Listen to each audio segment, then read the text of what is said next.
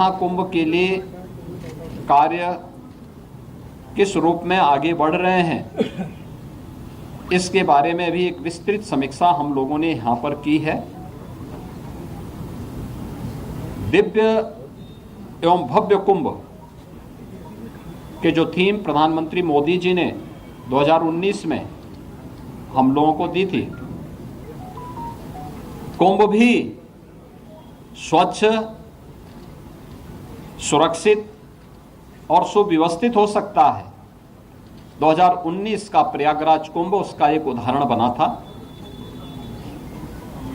वह experience Uttar Pradesh team के पास है और उस अनुभव का लाभ लेते हुए 2025 के महाकुंभ की तैयारी युद्ध स्तर पर आगे बढ़ चुकी है। अब तक 5,600 करोड़ रुपए से अधिक की प्रोजेक्ट को, प्रयागराज को भी भव्य और सुंदर बनाना है। 2019 में प्रयागराज की शोभा पर पूरी दुनिया आकर्षित हुई थी।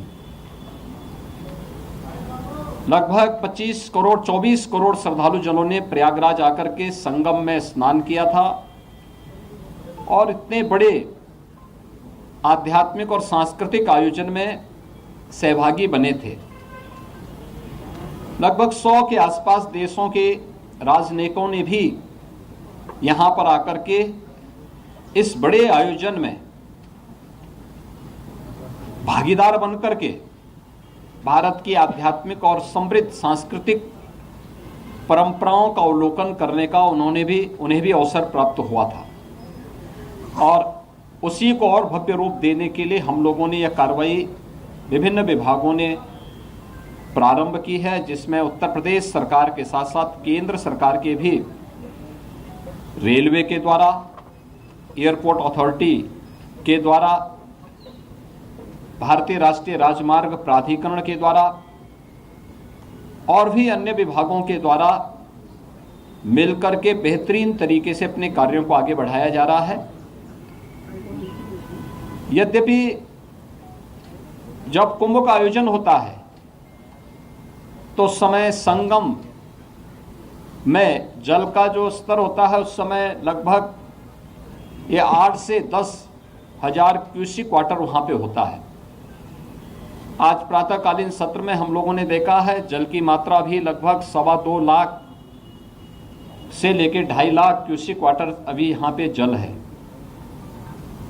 जल को रिसीट होने में अभी 10-12 दिन लग सकता है, लेकिन कुंभ की तैयारी में, महाकुंभ की तैयारी में फिलहाल कोई बाधा नहीं है।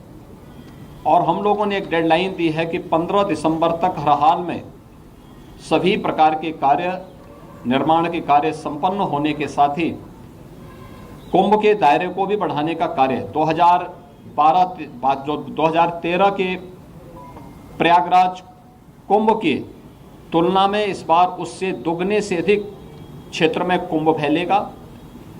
हमारा प्रयास होगा कि पीक डे के दिन जो मुख्य पर्व हैं, पौष पूर्णिमा 13 जनवरी से लेकर के और महाशिवरात्रि 26 फरवरी तक, ये जो अलग अलग पर्व पड़ेंगे, जिसमें पौष पूर्णिमा है, मकर संक्रांति है, मौनी अमावस्या है, बसंत पंचमी है, माघी पूर्णिमा है और शिवरात्रि है। इन 6 प्रमुख त्योहार जो स्नान होंगे, पर्व और त्योहार पड़ेंगे, पीक डे के दिन छोड़ करके शेष अन्य दिनों पर किसी भी श्रद्धालु को 1 किलोमीटर से अधिक पैदल न चलना पड़े। 7,000 से अधिक परिवहन निगम की बसेज, शटल बसेज यहाँ पे सेवा के लिए लगाई जाएंगी, इलेक्ट्रिक बसेज लगाई जाएंगी और भी व्यवस्था यहाँ पर हम लोग देने का कार्य कर रहे हैं। प्रयागराज महाकुंभ के बहाने एक भव्य और दिव्य रूप में देखने को मिलेगा।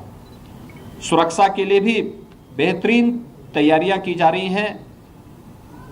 आर्टिफिशियल इंटेलिजेंस के टूल्स का भी इस्तेमाल किया जा रहा है और कहीं भी किसी भी प्रकार की कोई असुविधा नहीं होगी। जीरो प्लास्टिक के लक्ष्य को लेकर के प्रयागराज कुंभ को हम लेकर के चले हैं। जीरो लिक्विड डिस्चार्ज किसी भी प्रकार का सॉलिड या लिक्विड डिस्चार्ज माँ गंगा और यमुना में उस दौरान न हो, इसकी तैयारी, और जितने भी ड्रेनेज सीवर हैं ये सब तब तक टेप हो चुके होंगे या एसटीएफ में इन्हें डाइवर्ट करके या बायो रेमेडिएशन की पद्धति के माध्यम से हम उसे शुद्धिकरण से ही उससे डिस्चार्ज करेंगे। ये सारी सुविधाएं यहाँ पर हम लोग देने जा रहे हैं और मुझे पूरा विश्वास है कि प्रयागराज कुंभ 2019 ने एक मानक स्थापित किया था, उससे भी बड़े स्तर पर एक भव्य और दिव्य कुंभ को स्वच्छ, सुरक्षित और सुव्यवस्थित कुंभ के रूप में हमें स्थापित करने में सफलता प्राप्त होगी। इस संबंध में मैं आप सबका भी आह्वान करूंगा, 2019 के कुंभ के, प्रयागराज कुंभ के लिए की सफलता में आपकी भी बड़ी भूमिका थी। इस बार फिर से अपनी सकारात्मक भूमिका के साथ प्रयागराज को और भारत के सनातन धर्म के इस भव्य आयोजन को वैश्विक मंच तक पहुंचाने में आप सबका सकारात्मक योगदान होगा। आप सबको मैं एक बार फिर से धन्यवाद देता हूं, आपका अभिनंदन करता हूं।